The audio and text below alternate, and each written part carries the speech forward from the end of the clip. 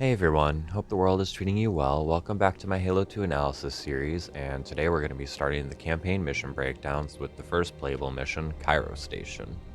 I went back and forth on if I wanted to break down the cutscenes too, but I think I'm going to skip those for now and go back to them all in one video once I've gone through each mission individually. Also, just an update for this series going forward, my plan is to be releasing 2 mission breakdowns per month, which will give me space in between videos so I don't get too bored or burnt out with them, but I'll also give me over a month before the 20th anniversary date in November to make a big compilation of all the episodes, so it's a win-win. Getting right into the missions, starting off, you're leaving the same area you walked to earlier. Fun fact. Interesting weapon layout note here. If you look at the weapon recs, there's only going to be new weapons to the series, as in, like, starting from Combat Evolved going forward, you're only going to have new weapons introduced in Halo 2, aka the BR and SMG in this case. So clearly the devs wanted the players to mess around with the sandbox right away. Take note of that, because I think that's a great decision. Good idea. Heading into the first room, we get a beautiful view out the window of us orbiting over the Earth with other stations in the distance, these sort of computer thingies you can use for cover, and an upper platform above the door, which the Covenant also breaks through. There's also a few enemies that will go down from that upper level as well. But thankfully, Johnson, his machine gun turret, and all your allies make this fight pretty manageable on anything other than legendary difficulty. Once those guys are taken care of, we can get our hands on some Covenant weapons. Here they have the opposite approach to introducing us to the human weapons, with the only 2 weapons here being returning ones from ZE, the Plasma Pistol and Plasma Rifle in this case. Now heading into another hallway, this one is filled with debris, fire, and enemies. They're already giving some of that environmental storytelling, not just telling you that the Covenant are attacking, but immediately showing they're causing damage. I mean, outside of the door, they just destroyed. You know what I'm saying. At the end of the hallway, we'll go up these stairs to the next turret marine, and turning the corner, we have our next sort of battlefield, an open arena type of area. We've got beautiful windows giving us more great views of space and all that shit around us, and a few platforms we could jump onto and use stairs to walk onto, in addition to a variety of enemies, which you always love. Typically, this is when I'm going to first use the turret, because that's the one where you could use it up on the high ground and there's nobody else using it, so you don't have to like take it from the marine like you would earlier. Moving on from that, and behind these stairs, we can find our first introduction to the Magnum in Halo 2. While the common narrative is it's totally useless in Halo 2, and that definitely applies in multiplayer, in campaign it's a bit of a different story, as while it's definitely no like Halo CE Magnum by any means, it's still pretty effective for like headshots on grunts or when dual wielded with a plasma pistol.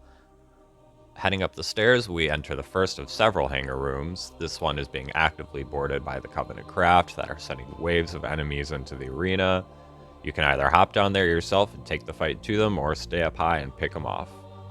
Once that's all cleared, heading out, we see the Malta, and... oh. We saw the Malta. Anyway. Heading through another hallway, we enter a very similar hangar room, but this time the Covenant also has the upper platform. However, it's just a few grunts, so if you wanted to go up there, it's easy enough to get rid of them and stay up there. Yet again, another boarding craft from the Covenant will be sending multiple waves at us. Oh, and this room is actually our introduction to the plasma turret, if I'm not mistaken, which I don't know why, but I've always preferred it over the UNSC one in every Halo game. Looking out the window, and sadly, the Athens receives the same fate as the Malta. A few of the devs and the developers' commentary actually joked about how so many players would not have seen this or the Malta, but honestly, I'm a fan that it was like not a forced cutscene. I think it's a good way to respect the player's agency, and honestly makes the viewing of it more impactful because you can miss it. So that means if you did witness it, you either A, got lucky, which is cool, or B, you actively sought it out, which obviously is going to be more impactful. You like, of course somebody is going to be more having fun with something that they actively sought out than something they were forced to watch, of course. Heading down on higher difficulties, this tunnel can be a bit of a challenge just given how many enemies there are on both sides, but going through that and back up, we end up in Sergeant Gunn's room, and I immediately always rush to grab a shotgun and use it to avenge him personally. This is also our introduction to the shotgun, actually, so smoothly. If we've been paying attention, the UNSC weapons, we've already been introduced to 5 UNSC weapons in the first mission, which is the entirety. There are 5 UNSC weapons in all of CE. So, but it doesn't feel particularly rushed or anything, which is just chef's kiss, just beautiful. Here we enter another platform room with an overlooking turret like the other one, except this time the roles have reversed, and so now we're sort of on the low ground and the Covenant have the turrets in the high ground. Because of that, it's definitely going to be the more difficult of the 2 similar rooms. And once past that, we reunite with Johnson and his crew and then push into the halls, which eventually leads us into the vacuums of space, which is always fun to jump around in. And we also get these super cool looking jetpack elites to fight, which tragically didn't return for Halo 3. Still sad about that. Once back inside, this big room gives us a beautiful view of the Cairo station's MAC gun, but don't get too distracted because as below, a swarm of drones are going to fly up and be a bit of a pain with all their plasma pistols spamming you, especially with that initial rush. But once they're done with, you can either wait for the elevator to come all the way up to you or just slide right down to it and waste no time clearing it before sending it right back down.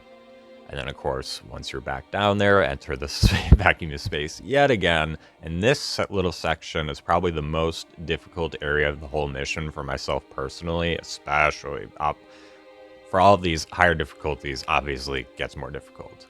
Because you can't retreat, that door behind you locks, you have so little cover, and other than the extra BR ammo, all you have is what you've brought out there, and you just fought a bunch of enemies, so hopefully you restocked on stuff, otherwise you're kind of screwed.